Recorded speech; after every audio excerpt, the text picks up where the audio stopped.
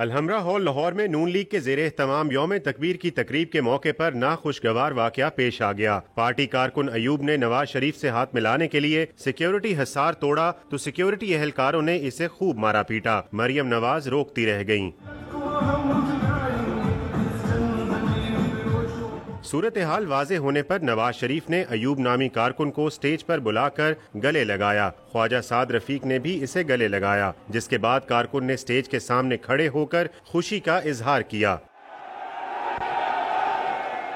نون لیگی worker کا کہنا تھا کہ وہ نواز شریف سے عشق کرتا ہے۔ اس نے جان پر کھیل کر قائد سے ملاقات کی، پٹائی کا کوئی دکھ نہیں۔ آج 28 مئی کے حوالے سے میاں نواز شریف ہمارے سامنے تھا۔ میرا جذبہ تھا، میں کارکن ہوں، میں نے سوچا میاں نواز شریف سے کو سلام پیش کروں اور اس کا اپنا مسئلہ بیان کروں۔ میری غلطی تھی، سیکورٹی والا نے مجھے پکڑ کے پٹائی میری کی، اس کا مجھے کوئی جرم یعنی کہ کوئی دکھ نہیں ہے۔ نون لیگی ورکر ایوب کا کہنا تھا کہ وہ عوام کو یہ پیغام دینا چاہتا ہے کہ وہ آئندہ انتخابات میں نواز شریف کو ہی ووٹ دیں۔